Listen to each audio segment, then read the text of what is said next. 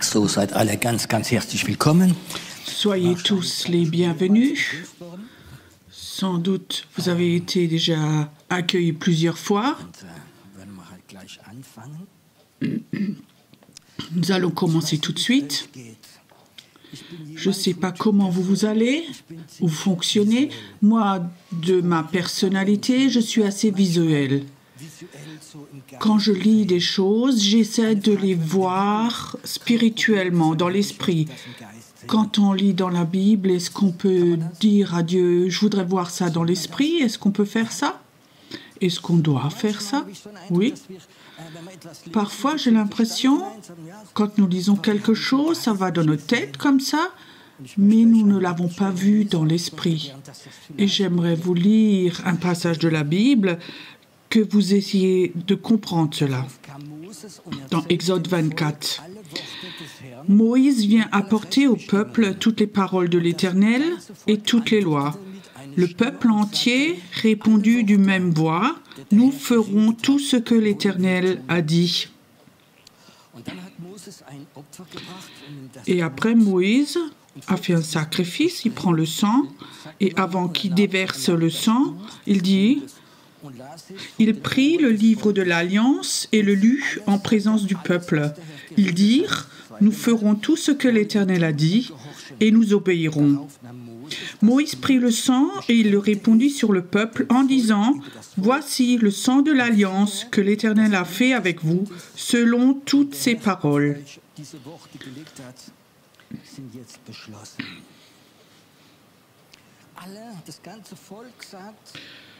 Donc tout le peuple dit, nous promettons que tout ce que nous t'avons promis, nous allons tenir notre promesse. Et Moïse prend alors ce sang et le répand sur le peuple. Il fait une alliance sur la base de leur peuple. À chaque fois que toi, tu fais une promesse à Dieu, tu peux dire, ton sang donc est répandu sur mes paroles. Donc une alliance de sang est plus fort que un oui, oui. Vous connaissez ce oui, oui? J'ai 4 enfants, je sais ce que ça veut dire, ce oui, oui. Mais si quelqu'un te dit quelque chose et dit viens, on fait une alliance de sang, donc c'est sûr. Et nous, en tant que chrétiens, nous avons tous fait ce lien de sang. Ce n'était pas avec du sang d'animaux, mais c'était le sang divin de Dieu. Et cette alliance a été faite. Jésus, je te donne ma vie. Jésus, je crois que toi, tu es mort pour moi. Jésus, je crois que toi, tu as porté tous mes péchés à la croix. Je le crois. Et après, il y a cette alliance de sang au ciel. C'est inscrit. Tout ce qui est fait comme alliance de sang, c'est inscrit dans un livre au ciel. Et un jour, Dieu te montre le livre. Regarde tout ce que tu m'as promis, tout ce que tu as cru que je te guérirais. Et puis ceci, cela. Et là, ils font cette alliance de sang. Je continue à lire aussi. J'aimerais que vous voyez ça aussi dans l'esprit. Quand il avait fait ça après, Moïse monta sur la montagne et la nuée couvrit la montagne. La gloire de l'Éternel reposa sur le mont Sinaï et la nuée le couvrit pendant 6 jours. Le 7e jour, l'Éternel appela Moïse du milieu de la nuée. L'aspect de la gloire de l'Éternel était comme du feu dévorant sur le sommet de la montagne, aux yeux des enfants d'Israël. Moïse entra au milieu de la nuée et il monta sur la montagne. Moïse demeura sur la montagne 40 jours et 40 nuits. Je ne sais pas si tu peux t'imaginer cela. Il monte sur la montagne. Quand Dieu l'appelle, le peuple reste en bas, lui monte en haut. Et la gloire de Dieu vient et une immense nuée vient sur cette montagne en haut. Et il reste 6 jours dans cette nuée. Et après Dieu appelle, viens, monte vers moi. Et Moïse vient, monte dans la présence de Dieu. Et il reste 40 jours et 40 nuits. Je ne crois pas que Moïse avait planifié cela. Il n'avait juste entendu « Viens, monte ». Je ne crois pas qu'il avait un sac à dos avec à boire, à manger dedans, ou je crois non plus qu'il avait un sac de couchage. Je crois qu'il n'avait pas d'aliments avec. Mais la présence de Dieu, ça peut être tellement forte. Nous n'avons pas besoin de manger, pas de dormir, pas de boire. Tu comprends ça?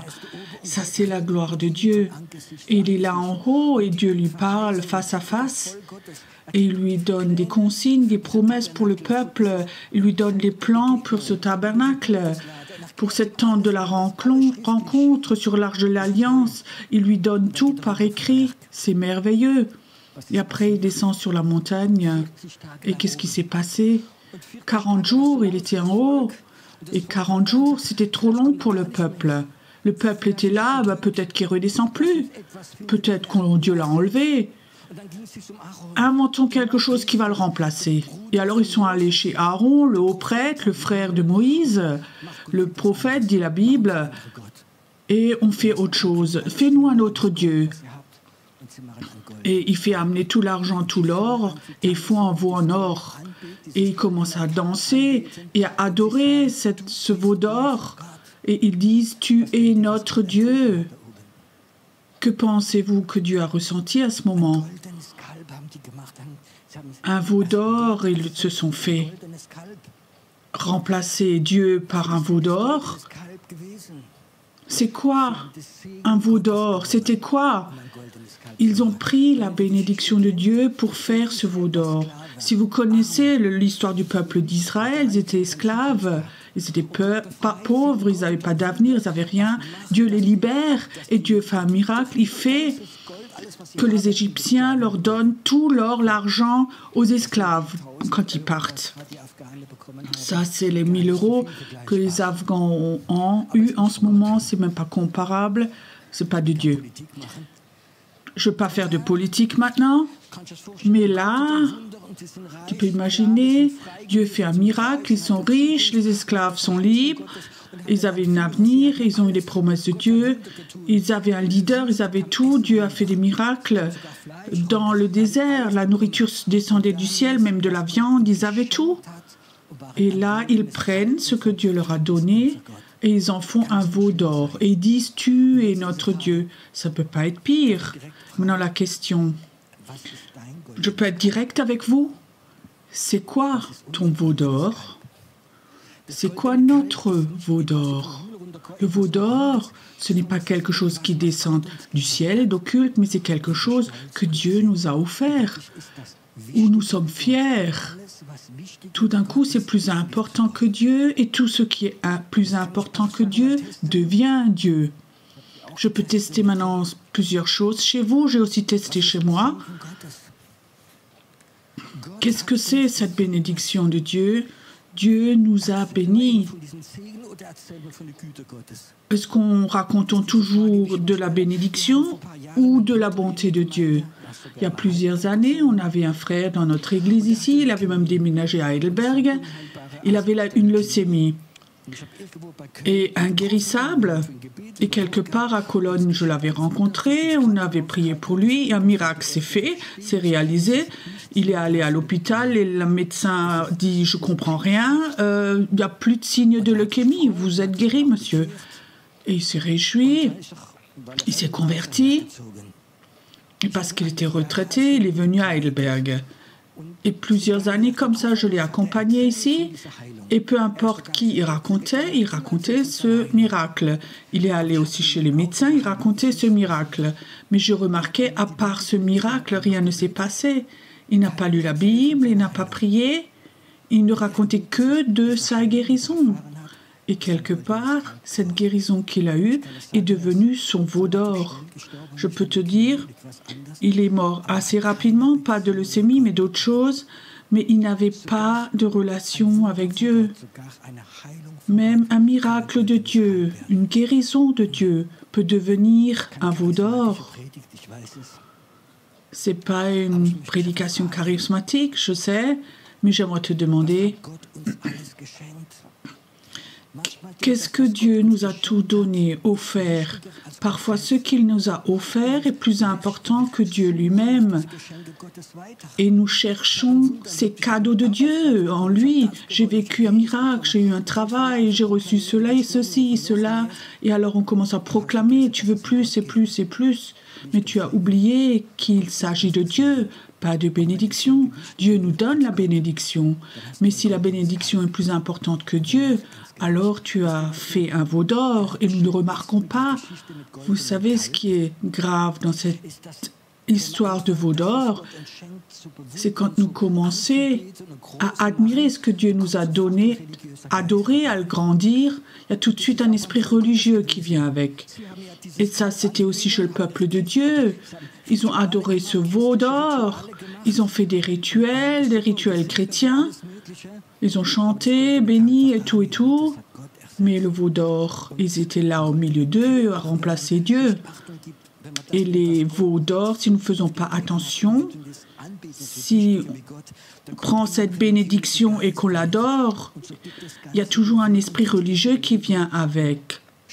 Et comme ça, il y a des mouvements chrétiens qui ont pris un mauvais courant parce qu'ils ont une révélation dans la foi, du baptême et plein de choses, des bonnes révélations, et c'est devenu le point central de leur vie.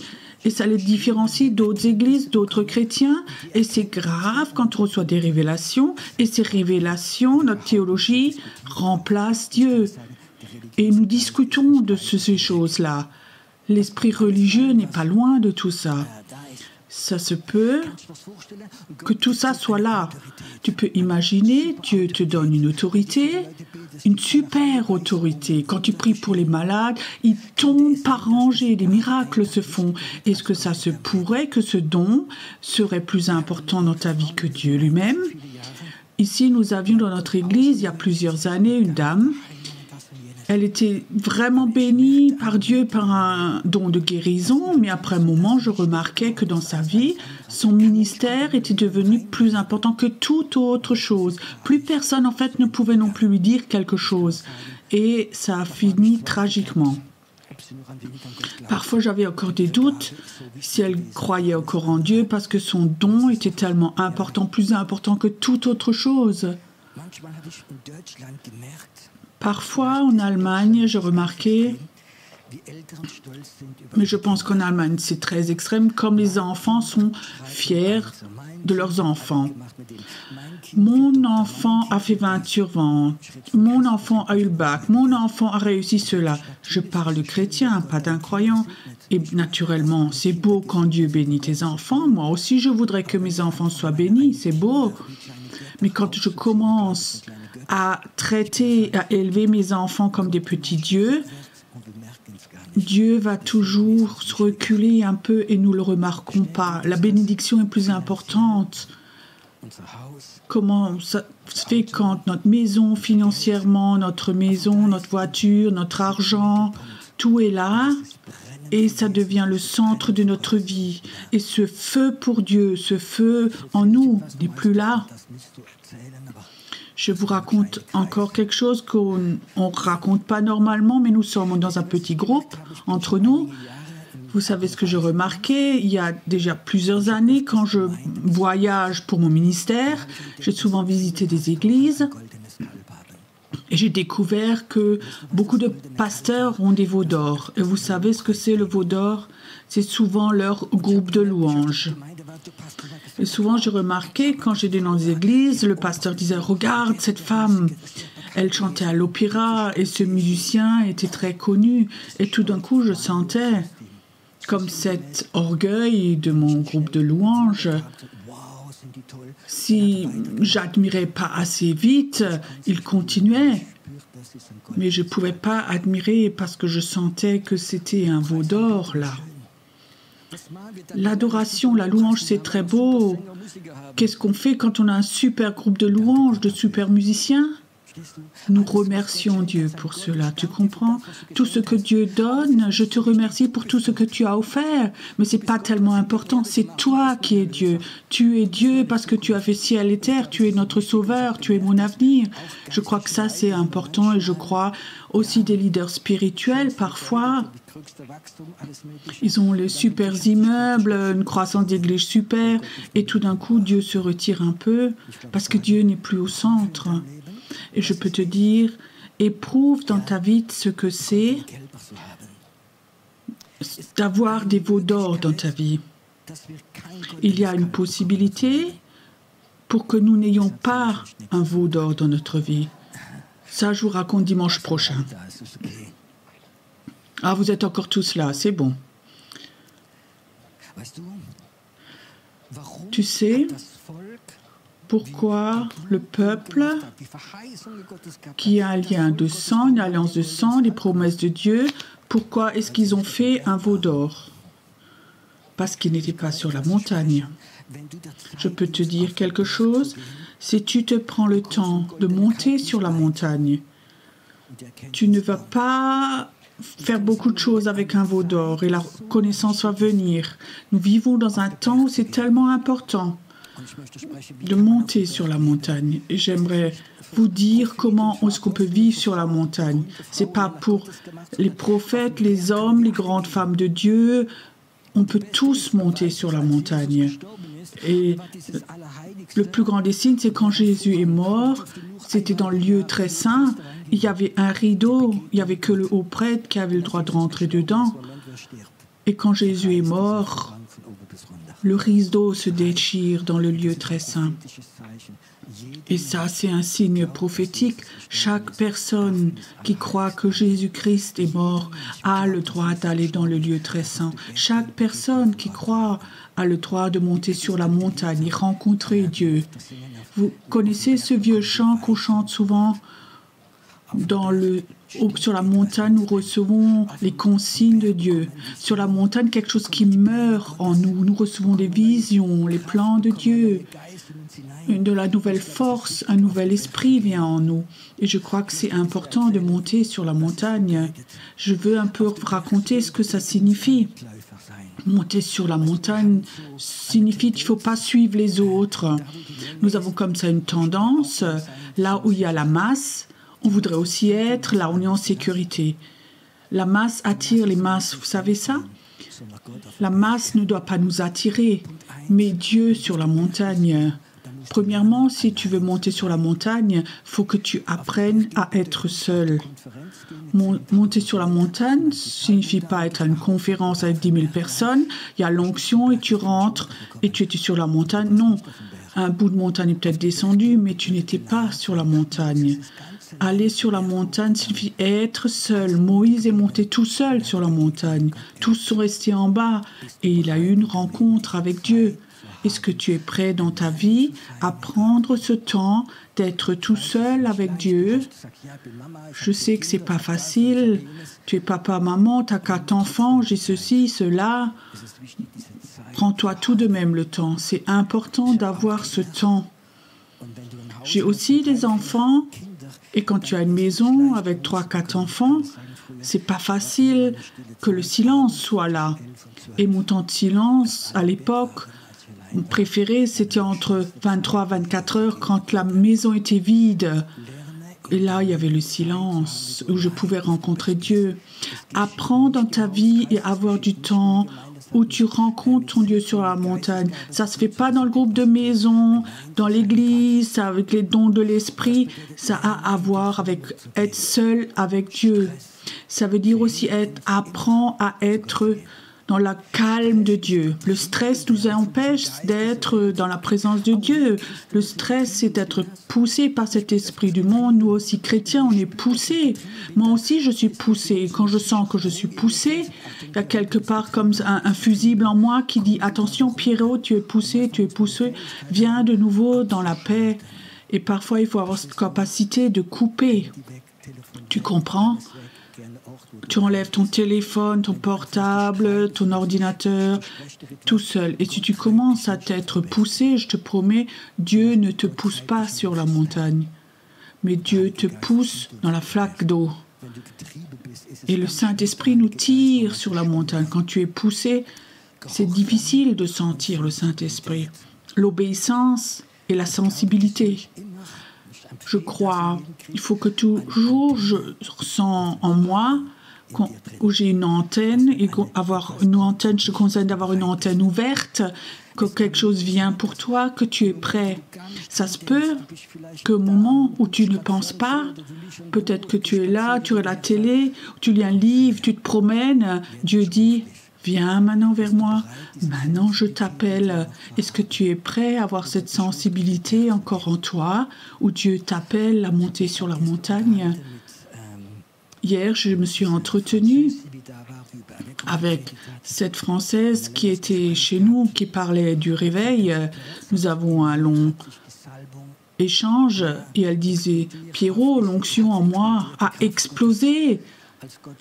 La puissance de Dieu a explosé en elle. Quand Dieu m'a dit « Arrête de prêcher ». Et 3 mois, elle n'a pas prêché. Et Dieu a dit « Je veux que tu montes 3 mois sur la montagne. » Et 3 mois, elle était pendant des heures sur la montagne, promenée dans la montagne, pas de téléphone, rien du tout. Et elle dit sa vie a tellement changé en haut sur la montagne. Pas des hommes de Dieu qui l'ont bénie, prophétisé, mais elle est montée sur la montagne. C'est pas faux d'être bénie, mais je crois que de monter sur la montagne est encore plus important. Apprends quand tu lis la parole de Dieu, apprends d'aller dans le calme, pas toujours chercher des réponses à tes propres problèmes, mais de monter sur la montagne. Est-ce que tu crois que dans la Bible, il y a quelque chose qui peut t'aider à monter sur la montagne ? Tu crois que dans la Bible, il y a comme une échelle, comme cette échelle de Jacob, qui va d'en bas vers le haut ? Apprends de nouveau à prendre la parole de nouveau pour toi, pas parce qu'il faut, mais le Saint-Esprit vient et le fait. Pour moi, le Saint-Esprit, la sensibilité, c'est toujours le plus important que Dieu appelle, comme Moïse a appelé. Dieu a appelé Moïse, monte. Hier matin, Dieu m'a dit, va dans ta ville où tu pries toujours. Il m'a montré la rue, je suis allée là me promener, c'était beau, je pouvais prier. Et tout d'un coup, le Saint-Esprit dit, stop, ne avance plus. Je dis, pourquoi ici ? Et je reste ici. Et alors un ange m'a parlé, il n'était pas devant moi, mais il était au-dessus de moi, assez haut en haut.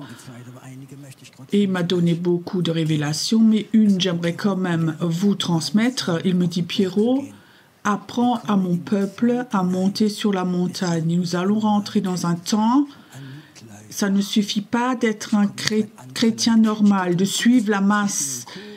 Je vais donc au culte, je chante à la chorale, je fais ci, cela, ça ne suffit pas. Tu es sauvé. Le peuple de Dieu était sauvé. Ils ont fait une alliance de sang, ils avaient tout. Mais parce qu'ils n'avaient pas de relation avec Dieu sur la montagne, ils ont commencé à adorer d'autres choses. L'agneau, le veau d'or. Et je crois que c'est tellement important de savoir ce temps où Dieu va appeler beaucoup de personnes qui sont là à entendre, à monter sur la montagne. de rencontrer Dieu face à face, d'avoir ses instructions pour ta vie, les plans de Dieu pour ta vie, pour ta famille, pour beaucoup de choses. Si tu ne le reçois pas, alors tu seras comme le peuple d'Israël qui 40 ans a tourné dans le désert et encore et encore. J'aimerais te demander, est-ce que tu as l'impression que les dernières années, que tu as beaucoup tourné en rond? Encore une conférence, un super culte, une bénédiction, et après de nouveau un échec, une déception, cure d'âme, mur de lamentation, comme ça que tu tournes en rond. Il y a une solution, tu sais, c'est sur la montagne en haut. Je peux te dire là en haut, il n'y a pas de veau d'or. Il y a Dieu tout seul. Il y a Jésus. Là, il y a le Saint-Esprit. C'est une des choses que cet ange m'a dit. J'ai pas compris ici à cet endroit. Il disait, nous, les anges, on a notre structure, on est à certains endroits où Dieu nous envoie et après on est ailleurs.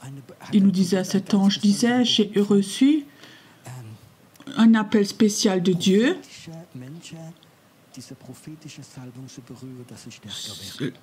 de toucher les gens prophétiques avec une onction prophétique pour qu'elles deviennent plus forts.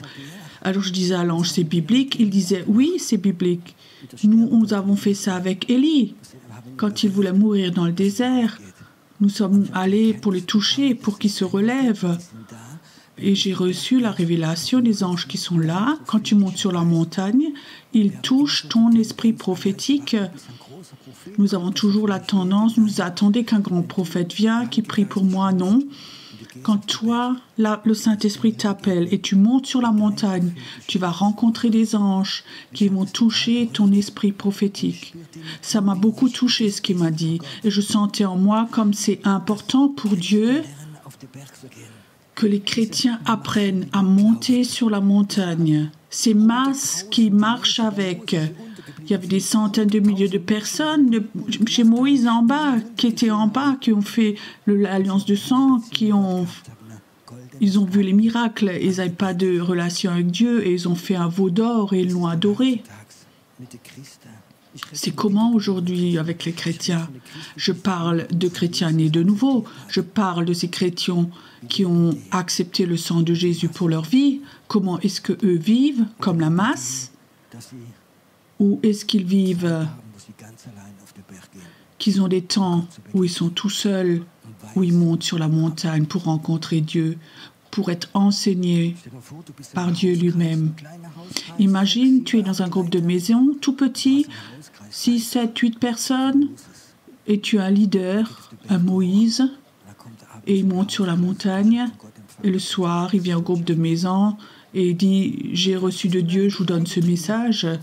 Peut-être tu es dans une église où le pasteur, le leader, a la capacité de monter sur la montagne et il ramène un message de Dieu pour l'église. Je crois que la majorité de chrétiens sont satisfaits quand ils entendent un bel enseignement, une belle prédication, c'est pas mal, mais il y a quelque chose, un Moïse qui descend et qui transmet quelque chose de Dieu. Est-ce que tu remarques encore la différence quand quelqu'un prie, prêche dans le groupe de maison, si tu remarques qu'il était sur la montagne, qu'il a reçu quelque chose de Dieu? Je peux continuer comme ça, mais je crois que les leaders de louange, c'est super qu'ils s'exercent, mais s'ils ne reçoivent pas de Dieu avant sur la montagne, quelle chanson ou qui ouvre le ciel? Il n'y aura jamais une vraie louange qui ouvre le ciel sur la montagne. C'est mon désir, pas nos capacités, mais de monter sur la montagne et de recevoir. Tout ministère serait comme ça, que les gens qui prient pour les malades n'ont pas la capacité eux-mêmes de monter sur la montagne pour recevoir de Dieu. Il n'y a pas beaucoup qui va agir. Je souhaite des cultes de guérison, chacun qui prie avec devant. Ils avaient avant des temps où ils sont en haut, sur la montagne, et disent, j'ai besoin d'une onction spéciale pour ceci, cela. Je veux toucher Dieu.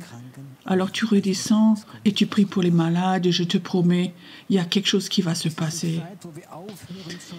C'est un temps où nous devons arrêter de jouer à l'église. Tu comprends? tout fonctionne, tout est organisé, ça marche. Tous les dimanches, nous venons, nous sommes fidèles, on chante quelques chants, on entend une prédication, mais nous sommes sans puissance.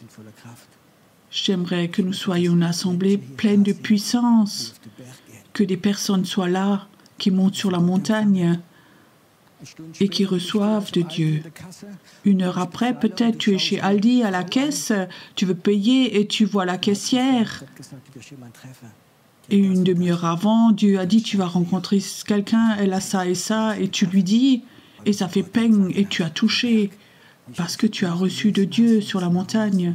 Pas lu ce livre et que tu copies, mais tu as reçu de Dieu. J'ai l'impression, comme Dieu me dit, un peuple de chrétiens qui ne montent pas sur la montagne, qui sont dépendants d'un Moïse, nous sommes en danger. Et quand Moïse part, alors ils vont avoir quelque chose qui remplace. Et moi, j'ai un désir au fond de mon cœur que ici, et beaucoup qui écoutent aussi sur Internet, vous recevez l'appel, comme Dieu a appelé des Moïse. Moïse, monte. Moïse, il est temps de monter sur la montagne. Et que tu montes sur la montagne, que tu n'es pas limité dans le temps et l'espace ou des pensées humaines et plein de choses, mais que tu ailles 40 jours et 40 nuits. Je crois que en Moïse, tout est mort en lui, qui était capable après de guider le peuple. La Bible dit, Moïse, c'était l'homme le plus humble du monde. Pourquoi ? Sur la montagne, il a été transformé. Je peux te dire, ça ne va rien te transformer autant que ces temps sur la montagne. Tu sais, si tu essaies de changer ton caractère, ou si tu essaies de changer ton mari, ta femme, de te changer, ça ne va pas. Arrête avec tout ça. C'est important, tellement important. Quand j'étais dans cette ville où j'ai rencontré cet ange, et c'était presque fini tout d'un coup, j'ai eu une parole pour quelqu'un, et je suis allée là-bas hier chez cette personne, j'ai eu cette parole. Je crois que c'était un temps très fort. Je me suis promis, je ne veux plus avoir un entretien de cure d'âme avec quelqu'un avant que je sois allée sur la montagne que j'ai reçue. Je ne veux plus faire de visite de malade à l'hôpital et réfléchir, qu'est-ce que je lui ramène, des fleurs, du gâteau, du chocolat, mais je veux monter sur la montagne, recevoir quelque chose de Dieu et redescendre et le transmettre. C'est pas toujours agréable. J'avais servi en France à un ministère et j'ai reçu un appel à ce moment-là. Ce pasteur où je prêchais, il avait eu l'appel. Bon, il y a un pasteur de l'église officielle protestant, il était plein de cancer et si je pouvais le visiter, j'ai l'impression, ok, vas-y, en cours de route. Pendant que j'y allais en voiture, je suis montée sur la montagne. C'est possible, ça, quand tu as l'habitude? Et le Seigneur me parlait, va là-bas et dis-lui, je vais le chercher. Son temps est fini. De préférence, j'aurais fait demi-tour. Mais il veut donc être guéri. Il a encore des petits-enfants. Et je suis arrivée là à la maison. Son épouse me vient à la rencontre. Il me cherche et elle me dit combien de prophètes lui en promet qu'il va vivre, prophétiser, ils vont vivre, il va vivre, il va vivre. J'ai rien dit du tout, je suis allée chez cet homme, je me suis assis, un homme merveilleux né de nouveau. Il était déjà assez gonflé par le cancer, plein d'œdème. Et alors, il dit oui, ce prophète et cet homme de Dieu, ils ont tous prophétisé, je vais vivre, j'ai prêché l'évangile. Je le regardais, je dis, désolé, je t'amène une parole, j'étais sur la montagne, Dieu va te chercher. C'est pas facile parce que dans la chambre à côté, il y avait l'épouse avec 4-5 petits-enfants. Un court moment après, cet homme a pleuré. Tout d'un coup, c'est comme un rayonnement qui est venu sur lui. Il dit « Merci, merci, je me réjouis tellement, j'en peux plus. J'ai tellement combattu pendant des années à cause de ces promesses. Et merci que tu m'as dit ça aujourd'hui. Je peux te dire, c'est comme quelque chose qui venait sur lui, comme ça, et rayonnait après. Je suis partie le même soir, à 12 heures, il est allé chez le Seigneur. Quand tu vas sur la montagne, tu vas aussi amener des messages qui ne sont pas forcément agréables. Si nous voulons que ramener des cadeaux pour avoir de la reconnaissance, tu ne vas pas aller très haut sur la montagne, tu vas aussi donner parfois des messages qui ne sont pas agréables. Je crois que Dieu nous appelle en ce moment à monter sur la montagne. Je crois que Dieu appelle en ce moment comme il n'a jamais appelé, parce que nous rentrons dans un temps où il y aura beaucoup de tumulte, de turbulences, où ça va être dangereux.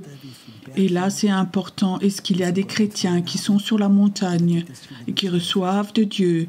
Ou est-ce qu'il y a beaucoup de gens qui suivent simplement? Je peux te dire, quand tout un groupe marche et si on a un qui tombe, ils vont tous tomber dans le trou.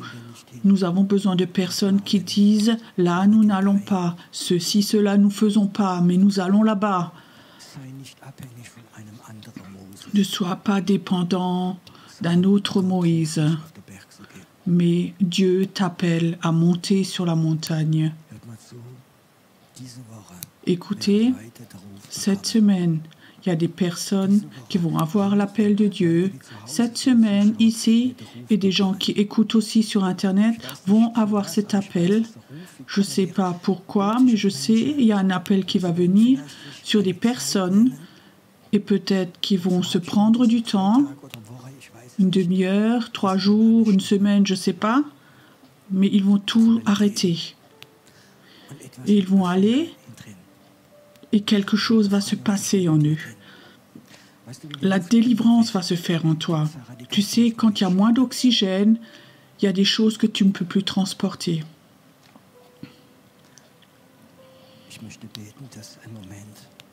Je veux prier qu'à un moment, parce que le Saint-Esprit me montre que cette montagne, dans l'esprit, qu'elle vienne un moment où ce Dieu du feu appelle les personnes, où ce Dieu du feu appelle les personnes. Un Dieu saint et qui dit ce n'est plus le temps de jouer, viens sur ma montagne. Viens sur ma montagne et tu vas voir comme cette mort qui t'accompagne depuis des années, cet esprit de mort, ça va s'arrêter. Il y a des personnes qui sont là, tu sens cette mort dans tes pensées, dans tes sentiments. Tu as perdu tes sentiments parce que les morts les bouffent en toi. Dieu dit, je vais t'appeler à monter sur la montagne. Et tu vas voir, la mort va rester en bas. Elle va rester en bas. Et tu vas redescendre et tu vas être quelqu'un qui délivre. Dieu va appeler des personnes à délivrer, surtout délivrer de l'esprit de mort, contre l'esprit de mort. Tu vas toi-même être libre sur cette montagne, être délivré, et tu vas avoir une onction contre la mort. Et tu vas prier pour des personnes qui sont dépressives, qui sont liées par le suicide, qui ont perdu leurs sentiments. Et tu vas les délivrer de la mort. Notre société a tellement de morts. Je vois déjà tellement d'enfants dans les rues. Et je vois déjà la mort dans leurs yeux, au travers de l'occultisme, ou ce qui s'est passé dans leur famille. La mort a tellement touché tellement d'enfants. Cet après-midi, il y a quelqu'un qui travaille au jardin d'enfants, qui travaille avec les enfants. Et souvent, tu as vu dans les yeux de tes enfants, là, cette mort. Et Dieu dit, je t'appelle, je veux te donner une autorité contre la mort. Écoute, si Dieu maintenant t'appelle, élève tes mains vers Dieu. Tu vas bénir les enfants avec la vie. Tu vas avoir l'autorité, recevoir l'autorité. Ce feu au nom de Jésus pour la vie. Il est temps de monter sur la montagne. Il est temps de toucher ce Dieu du feu, ce Dieu qui brûle en toi. Cette indifférence va te quitter et où tu as été effrayé, où tu étais tellement indifférent et Dieu dit, ça va s'enlever dans mon feu. Tu vas de nouveau évangéliser, tu vas de nouveau parler aux gens dans la rue. C'est ce Dieu du feu. Écoute, si tu sens maintenant que ce Dieu du feu est maintenant là, alors mets ta main sur ton ventre maintenant. Dieu appelle dans le feu. Feu. C'est un Dieu du feu. C'est un Dieu du feu.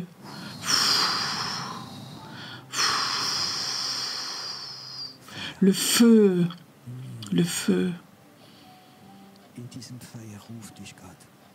Dans ce feu, Dieu t'appelle à le rencontrer, être un délivreur, une délivreuse, d'être un Moïse au nom de Jésus, d'être un Moïse. Il avait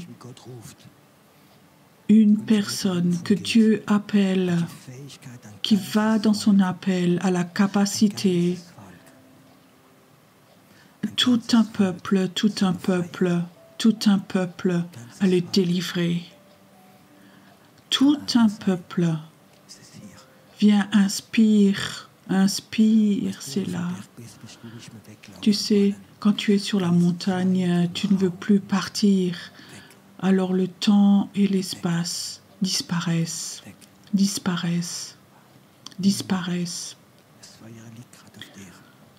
Le feu se pose sur toi maintenant. Aussi chez toi à la maison, ne pense pas, dommage que je ne sois pas là-bas. Mais maintenant, chez toi à la maison, dans ton appartement, ce Dieu du feu doit venir maintenant.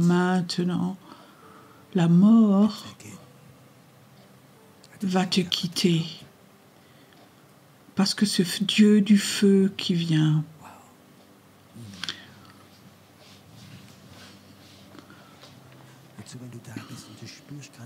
Écoute, si tu es là et tu sens que ce Dieu du feu te touche maintenant, tu le sens corporellement maintenant, et tu sais que Dieu t'appelle, viens devant. Ne viens pas par quelqu'un, viens, mais parce que toi, cet appel, tu le sens, tu sens ce Dieu du feu, un feu dévorant,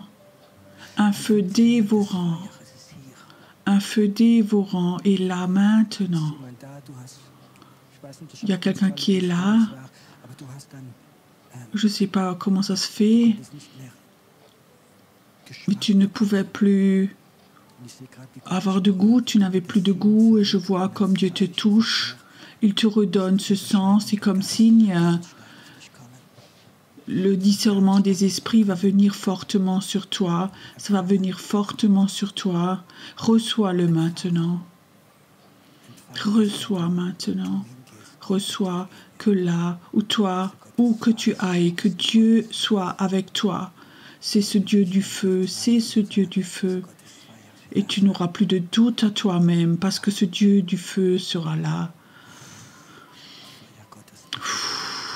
Le feu de Dieu touche-la maintenant, que toute forme de mort parte d'ici. Où l'ennemi t'avait marqué, il veut te freiner. Non, il ne va plus te freiner. C'est fini. C'est fini. Maintenant, aussi tes pieds sont touchés dans le feu. Je vais t'envoyer à des endroits.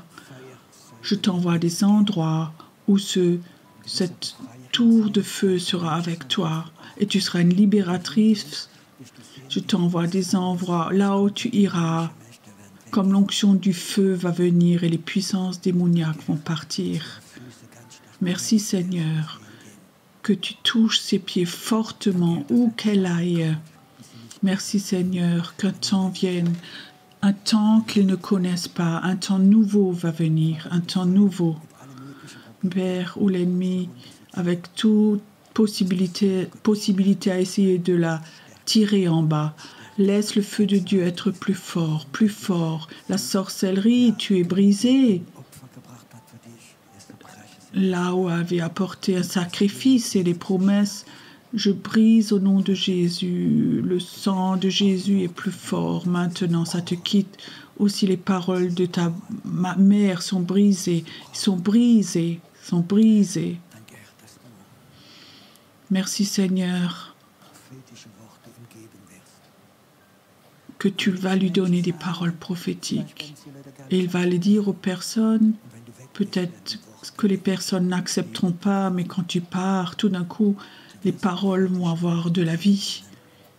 Tu vas pouvoir donner des paroles prophétiques. Tu es appelé pour cela. Va sur la montagne. C'est le temps. Ou inspire profondément.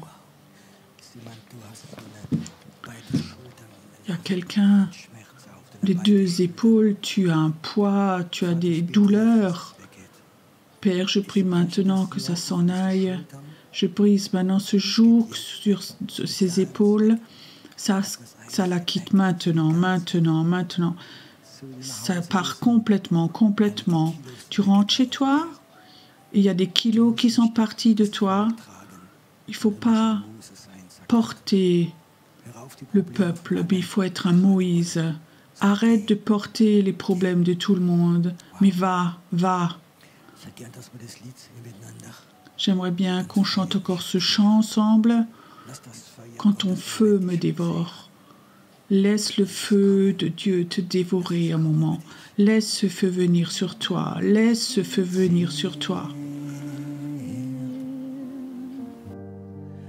Mein Herz nur dich begehrt,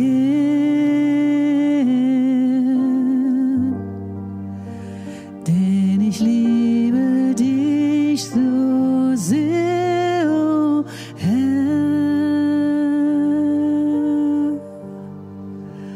Du erfüllst mein Sein,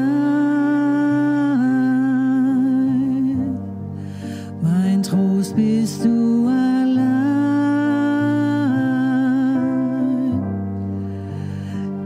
Ich liebe dich so sehr, oh Herr.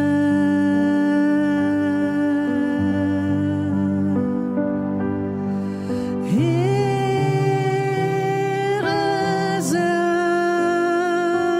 dem Lamm. Du bist Gott von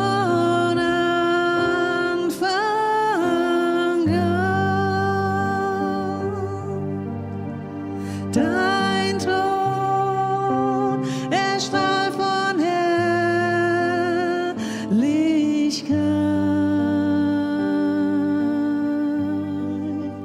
Ich bin dein in Ewigkeit.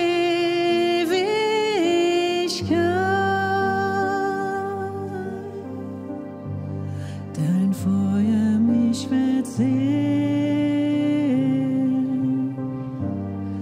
Mein Herz nur dich begehrt,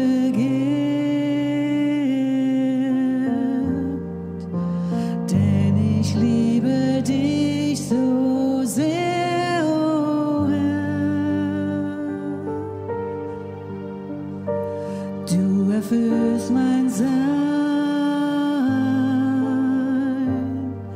mein Trost bist du allein.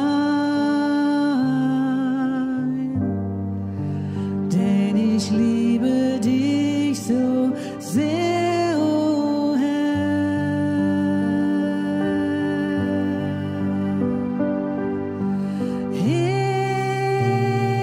Ehre sei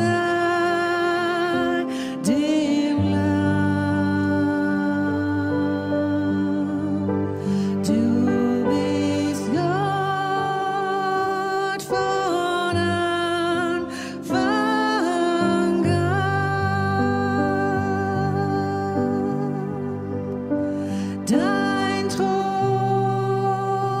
erstrahlt von Herrlichkeit.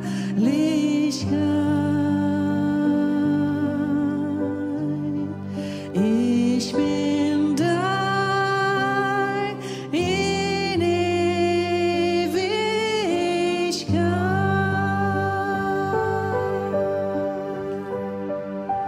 Oh, Ehre sei dem Lamm. Du bist Gott von Anfang an.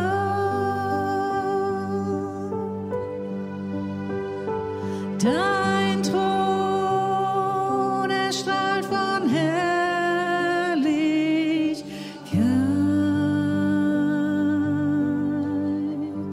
Ich bin dein in Ewigkeit.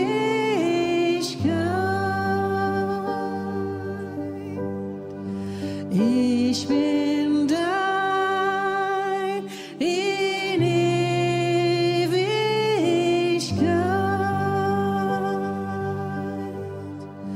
Ich bin dein in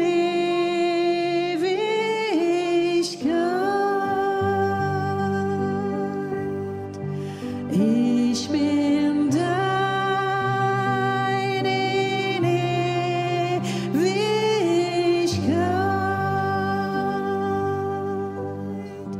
Ich bin dein in Ewigkeit.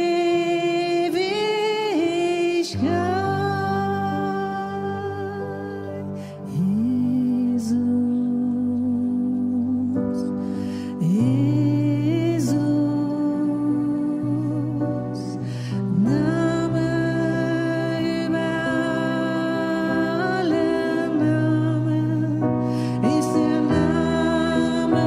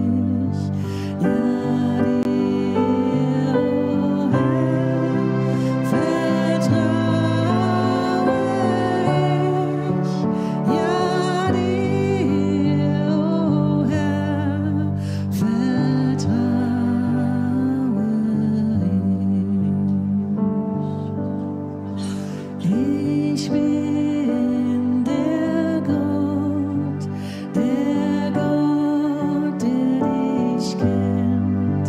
Ich bin der Gott, der dich kennt. Ich bin der Herr, der Gott, der dich kennt.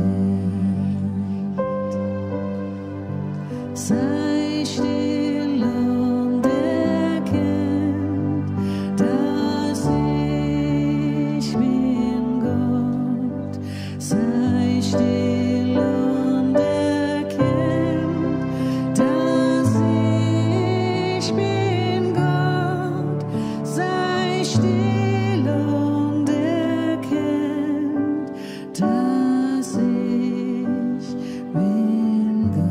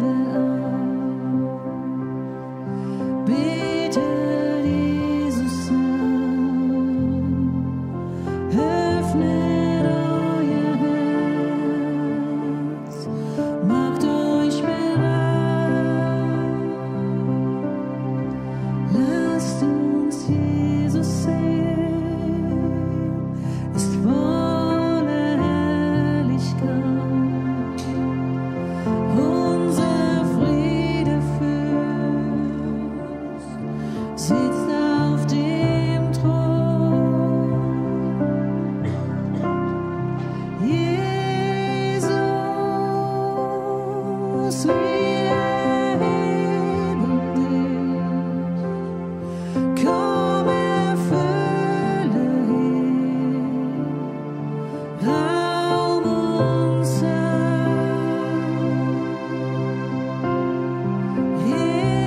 Jesus, alle Macht ist dein.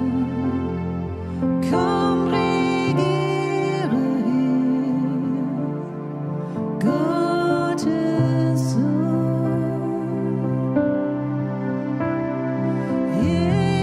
Jesus,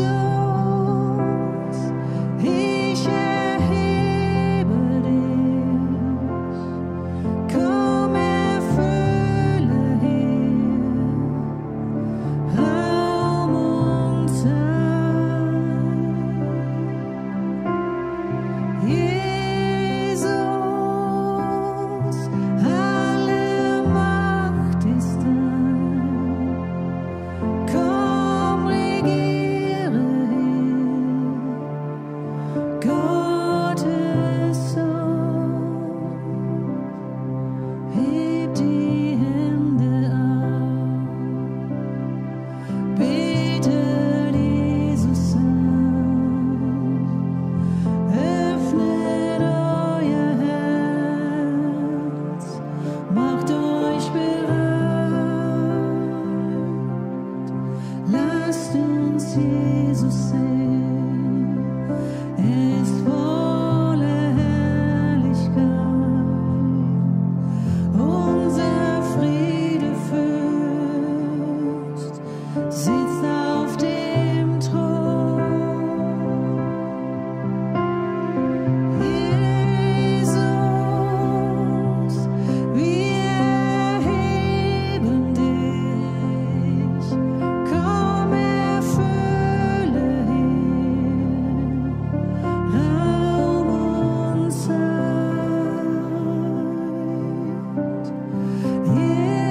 Jesus, alle Macht ist dein. Komm, regiere hier, Gottes Sohn. Jesus, wir erheben dich. Komm, erfülle hier Raum und Zeit.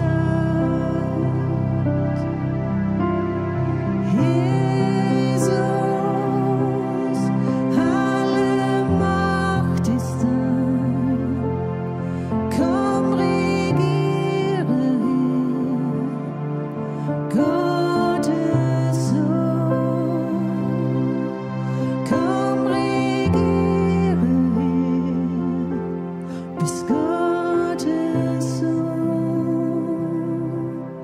Komm, regiere hier, du bist Gottes Sohn.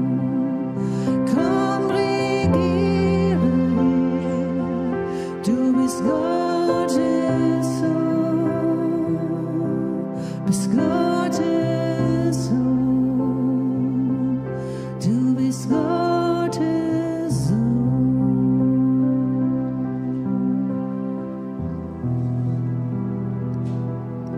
Schöpfe alle Himmel, der die Welt gemacht, dein größtes Werk hast du in mir vollbracht.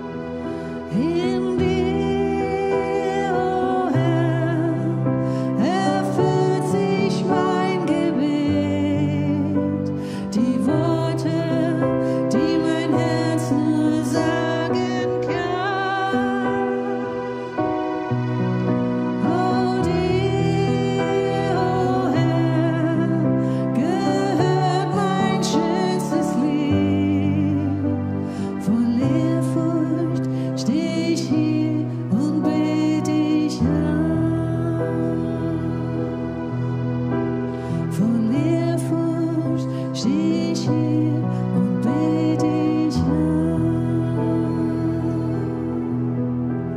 Voll Ehrfurcht steh ich hier und bete dich an.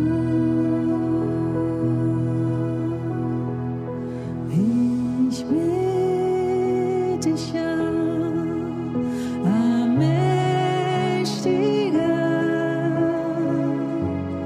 Keiner